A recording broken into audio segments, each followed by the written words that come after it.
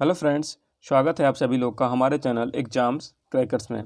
Friends, आज हम लोग धातु, खनिज और अयस्क का दूसरा पार्ट यहाँ पे डिस्कस करेंगे।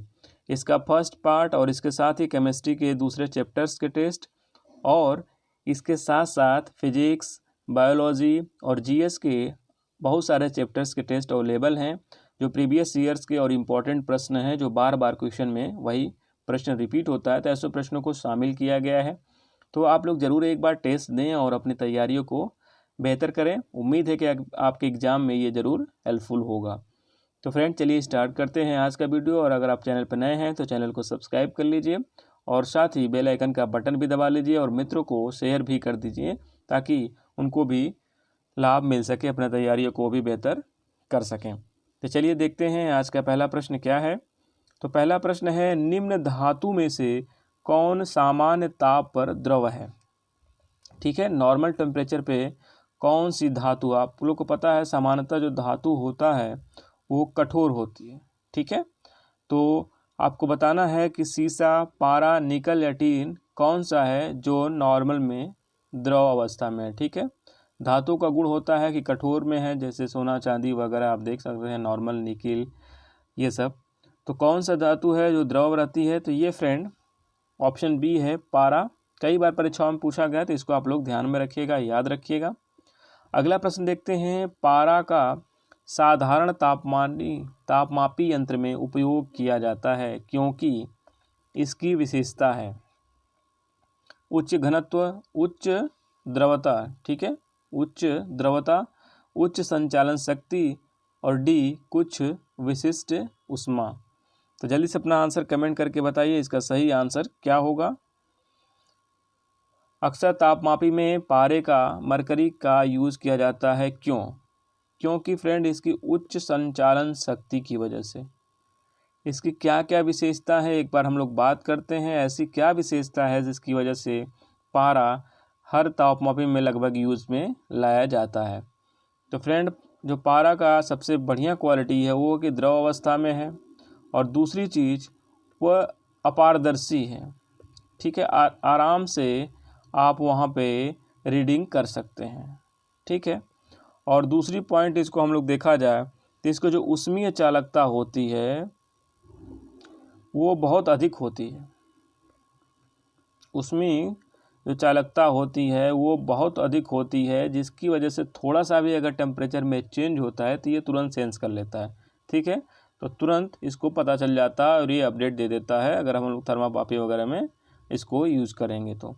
तीसरा पॉइंट है फ्रेंड, ये कांच पे ये चिपकता नहीं है। ठीक है, कांच के साथ इसकी सहायता जो आसंजक बल है वो बिल्कुल नगण्य होता है। ठीक है, और ये वाष्पशील भी नहीं है, क्योंकि इसका जो घनत्व है वो लगभग 350 के आसपास, और इसका जो क्वथनांक है वो 350 डिग्री के आसपास है। तो इतने सारे गुणों के कारण ही इसको तापमापी में प्रयोग किया जा सकता है। तो यहाँ पे कह सकते हैं कि उच्च संचालन शक्ति की वजह से। अगला देखते हैं, इनमें से कौन जल के साथ बिल्कुल अभिक्रिया नहीं करता है। ठीक है, जल के साथ बिल्कुल अभिक्रिया नहीं करता है। ऑप्शन है आयरन है, मैग्नीशियम है, एल्युमिनियम है या फिर सीसा है। तो जल्दी से अपना आंसर कमेंट करके बताइए, इसका सही आंसर क्या होगा। कौन सा इसमें है जो जल के साथ बिल्कुल अभिक्रिया नहीं करता है। तो इसका सही आंसर होगा फ्रेंड ऑप्शन नंबर डी, सीसा। कुछ धातुएं हैं फ्रेंड, ठीक है, कुछ धातुएं हैं जो जल के साथ बिल्कुल क्रिया नहीं करती हैं, जैसे सीसा हो गया, ठीक है, लेड हो गया, कॉपर हो गया और सिल्वर हो गया। ठीक है, उसके बाद गोल्ड हो गया और प्लेटिनम। ठीक है, प्लेटिनम। ये 3-4 धातुएं हैं जो बिल्कुल जल या वाष्प के साथ कोई क्रिया नहीं करती हैं। तो इनको आप याद रख लीजिए फ्रेंड। कॉपर, ठीक है, यहाँ पे लेड है, सीसा है, कॉपर हो गया और सिल्वर हो गया, गोल्ड हो गया और ये प्लेटिनम हो गया। इनको याद रखिएगा, ये एग्ज़ाम में पूछा जा सकता है, इम्पॉर्टेंट है, तो इसको ध्यान में रखिएगा। अगला देखते हैं, जब कोई प्रतिक्रिया नहीं होती है जब भाप के ऊपर से गुजरता है? कार्बन के, एल्युमिनियम के, या लोहे के, या तांबे के? अगर इन धातुओं में से किसके ऊपर से अगर हम भाप को ले जाते हैं तो कोई रिएक्शन नहीं होता है। तो हम लोग ऑप्शन अभी डिस्कस कर चुके हैं, तो ये ऑप्शन होगा डी, तांबा। ठीक है, तो आप लोग ये 4-5 धातुएं हैं, इनको याद रखिएगा कि जल के साथ कोई अभिक्रिया नहीं करती हैं। लोहा जिससे प्राप्त किया जाता है वह अयस्क क्या है? चूने का पत्थर, मोनाजाइट रेत, हेमेटाइट, या पिच ब्लेंड? तो जल्दी से अपना आंसर कमेंट करके बताइए, इसका सही आंसर क्या होगा? तो इसका सही आंसर होगा फ्रेंड option number c, hematite. Hematite अयस्क है लोहे का। ठीक है, इसको याद रखिएगा। और लोहे के कम से कम 7-8 अयस्क हैं, तो उनको सबको आप लोग याद रखिएगा। मोनोजाइट रेत है, ये थोरियम का अयस्क है। पिंच ब्लेंड जो है कि यूरेनियम का अयस्क है।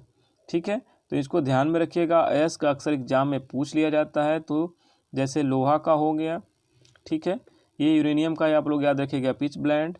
और मोनाजाइट है, थोरियम का फेमस है। कॉपर का हो गया, एल्युमिनियम का हो गया। 5-7 ऐसे जो धातुएं हैं उनका अयस्क अक्सर एग्जाम में पूछ लिया जाता है। ठीक है, तो मैं इसका अलग से वीडियो बना दूंगा अयस्क, और जब मिश्र धातु कराऊंगा तो आप लोग उसमें ज़रूर देख लीजिएगा। वैसे नॉर्मली आप लोग इन सब टॉपिक्स का ज़रूर याद रखेंगे अयस्कों के नाम। निम्नलिखित में से किस पदार्थ की विद्युत चालकता सर्वाधिक है? ठीक है, तो किसकी इलेक्ट्रिसिटी कंडक्टिव सबसे ज़्यादा होती है? तो इसका सही आंसर होगा ऑप्शन नंबर बी, चांदी। कई बार परीक्षाओं में पूछा जाता है फ्रेंड घुमा फिरा के। ये चांदी का सूत्र याद रखिएगा, एजी भी दे देता है, तो कई बार इसको एग्जाम में पूछा गया है। चांदी की चालकता सर्वाधिक है। अगर चांदी नहीं दिया रहेगा तब हम लोग कॉपर पे टिक करेंगे। ठीक है, अगला देखते हैं। यूरेनियम बनाने के लिए मुख्य अयस्क का प्रयोग होता है, तो हम लोग अभी डिस्कस कर चुके हैं, पिंच ब्लेंड। ठीक है, पिंच ब्लेंड यूरेनियम का मुख्य अयस्क है।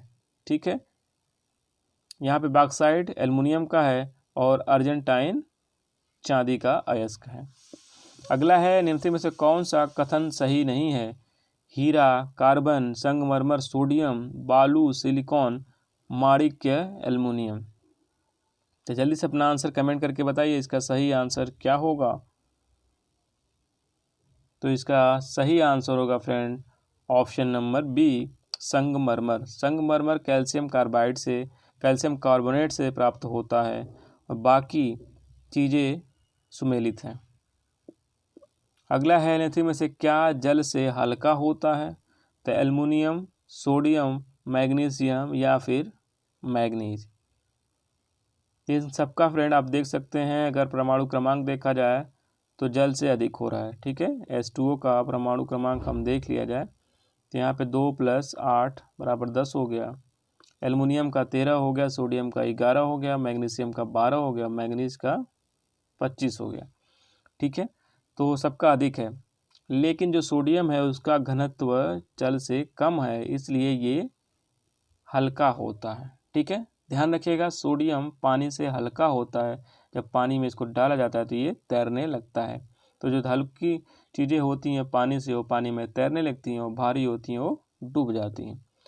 निम्न पदार्थों में सबसे अधिक घनत्व किसका है? इस्पात का, पारा का, सोना का, या फिर पानी का? जल्दी से अपना आंसर कमेंट करके बताइए, इसका सही आंसर क्या होगा? तो इसका सही आंसर होगा फ्रेंड ऑप्शन नंबर सी। इन ऑप्शंस में सबसे अधिक घनत्व सोना का है। ठीक है, सोना का घनत्व सबसे अधिक है। अगला है, अमलगम में रहता है।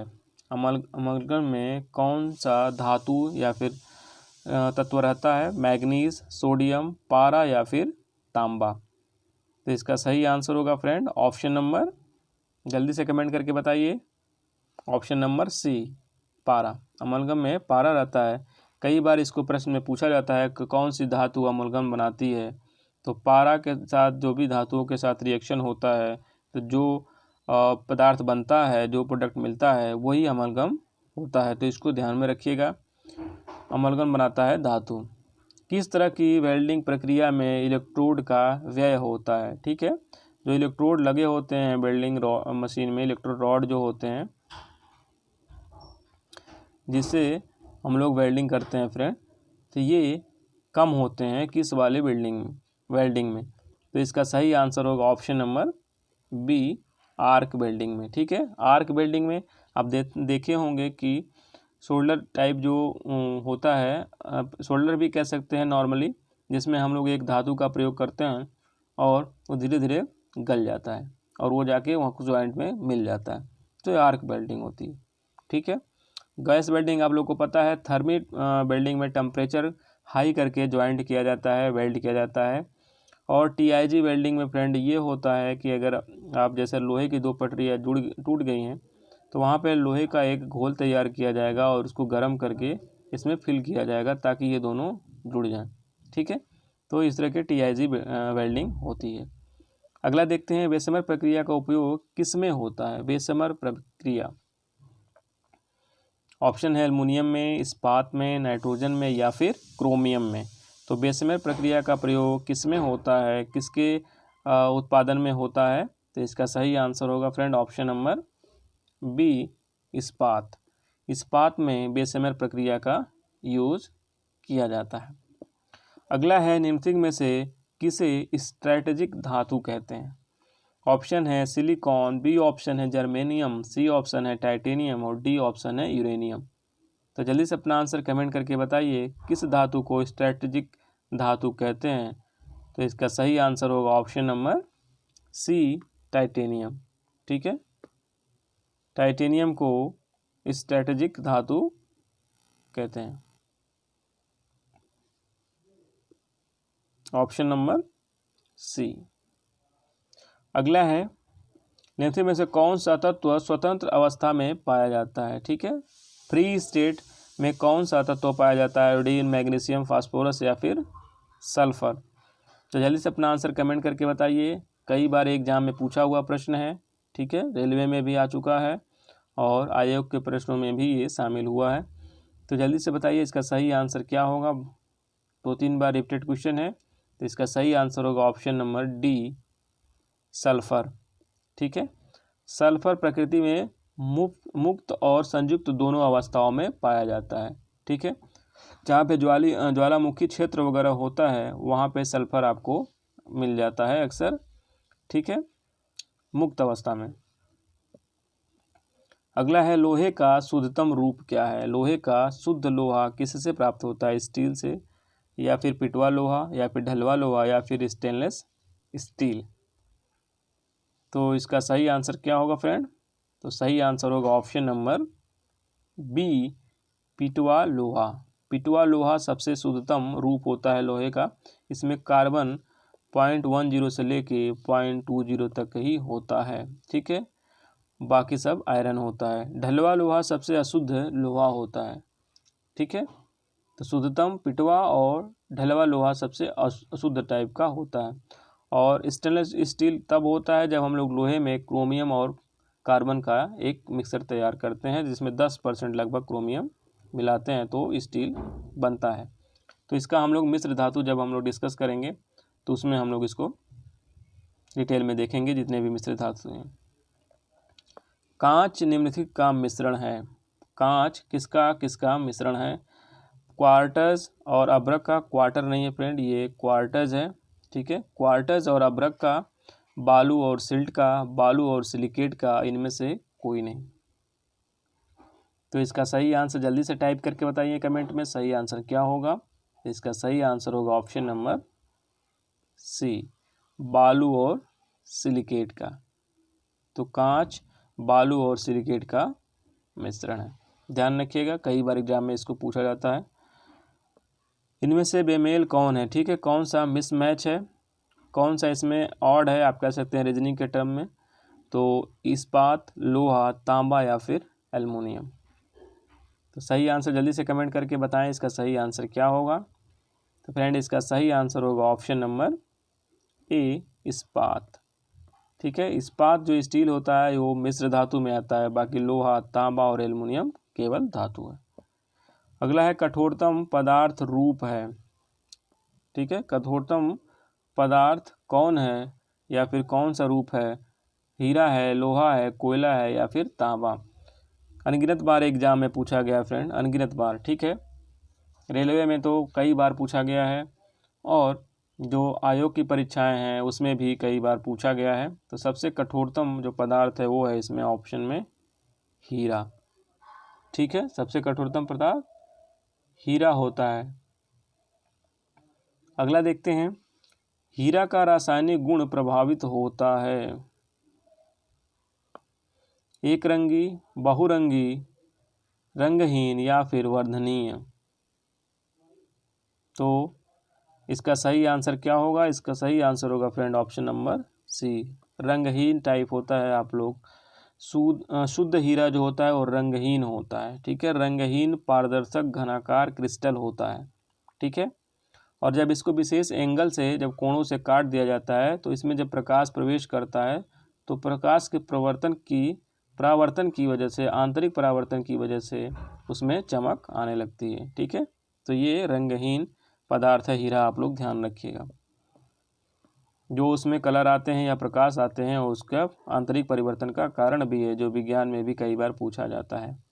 सिलिकॉन कार्बाइड का उपयोग किया जाता है बहुमूल्य कठोर वस्तु को काटने में, कांच के उत्पादन में, सीमेंट के निर्माण में, या इनमें से कोई नहीं। सिलिकॉन कार्बाइड, जिसको कार्बोरेंडम भी कहते हैं, कार्बोरेंडम, ठीक है, इसको कार्बोरेंडम भी कहते हैं। याद रखिएगा, कई बार ये पूछा भी गया है, कार्बोरेंडम के टर्म में भी इसको पूछा गया है। तो इसका काम होता है ऑप्शन ए, बहुमूल्य कठोर वस्तुओं को काटने में।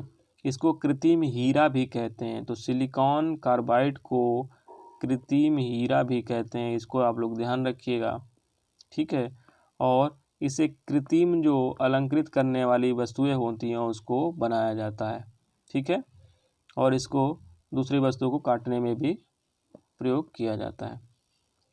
इनमें से कौन सा एक तत्व है? ठीक है, एलिमेंट पूछा है, कौन सा एक तत्व है? मणिक, नीलम, पन्ना या फिर हीरा? तो फ्रेंड इसमें सही ऑप्शन होगा ऑप्शन नंबर डी, हीरा। हीरा एक तत्व है और एक कार्बन का अपर रूप है। ठीक है, ये ध्यान रखिए, कार्बन का अपर रूप है और यह विद्युत का कुचालक होता है। सॉरी फ्रेंड, ये विद्युत का कुचालक होता है। तो इसमें से ऑप्शन में हीरा एक तत्व है, बाकी मणिक, नीलम और पन्ना ये आप कह सकते हैं कि मिश्र हैं या फिर यौगिक हैं। ठीक है, अगला देखते हैं, फेल्सपार अयस्क है।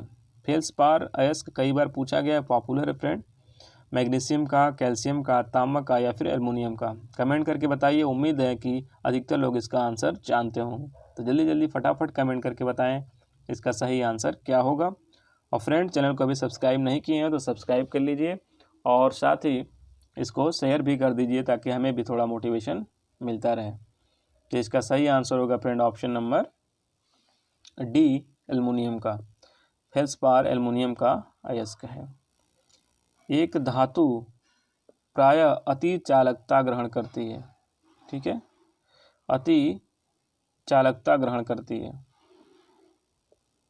कमरे के तापमान पर, निरपेक्ष निर्वात में, प्लाज्मा अवस्था में या निम्नतम तापमान पे? तो जल्दी से अपना आंसर कमेंट करके बताइए इसका सही आंसर क्या होगा। धातु अति चालकता मतलब सुपर कंडक्टिविटी में कब जाती है? तो इसका सही आंसर होगा ऑप्शन नंबर बी, निरपेक्ष निर्वात में। ठीक है, तो ऐसे पदार्थ जिनमें विशेष परिस्थितियों में विद्युत प्रतिरोध शून्य हो जाता है। ठीक है, अति चालकता का क्या मतलब होता है कि इसमें चालकता इतनी ज़्यादा होगी, इसमें थोड़ा भी प्रतिरोध रेजिस्टेंस नहीं होगा। तो वैसे ही जो पदार्थ होते हैं वो अति चालकता पकड़ते हैं या फिर अति चालकता कहते हैं ऐसे पदार्थ को, गुण को। ठीक है, इसको सुपर चालक भी कहते हैं या सुपर कंडक्टिविटी भी कहते हैं या अति चालक भी कहते हैं, कई नामों से जाना जाता है। ठीक है, और अति चालकता के लिए एक टेम्परेचर होता है फ्रेंड। ठीक है, टेम्परेचर तक ठंडा किया जाता है तो वो अति चालकता पकड़ लेता है। तो इसको ध्यान में रखिएगा, ये निरपेक्ष निर्वात अवस्था जब आती है तब ये धातुएं प्रायः जो अक्सर अति चालकता का गुण धारण कर लेती हैं।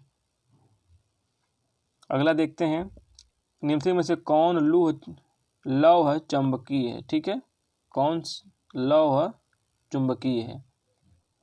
निखिल, विस्मत, एल्युमिनियम या फिर क्वार्ट्ज? लौह चुंबकीय, ठीक है, जिसमें चुंबक ले जाएं तो वो उसमें उसकी तरफ आकर्षित हो जाए। तो इसमें सही ऑप्शन होगा ए, निकिल। ठीक है, जो निकिल होता है और आयरन होता है, ठीक है, और जो एक और धातु होती है कोबाल्ट, ये तीनों लौह चुंबकीय होते हैं। तो लोहा तो आप सबको पता है, लेकिन निकिल और कोबाल्ट इसको आप लोग याद रखिएगा, क्योंकि लोहा तो देगा नहीं, इसमें निकिल और कोबाल्ट देगा तो आप कंफ्यूज हो जाएंगे, कहेंगे क्वेश्चन गलत है, लेकिन इसका सही आंसर निकिल होगा। ठीक है फ्रेंड्स, तो ये आज का था। वीडियो कैसा लगा आप लोगों को कमेंट करके ज़रूर बताइए, और शेयर और सब्सक्राइब करना मत भूलिएगा। पीडीएफ के लिए हमारे टेलीग्राम चैनल पे जाइएगा, वहाँ पे आप ज्वाइन करिए, वहाँ पे बहुत सारे पीडीएफ के साथ ही सूचनाएं भी वहाँ पे प्रकाशित होती हैं, तो वहाँ भी ज़रूर आप एक बार विजिट करें। तो थैंक यू फ्रेंड्स, मिलते हैं नेक्स्ट वीडियो में।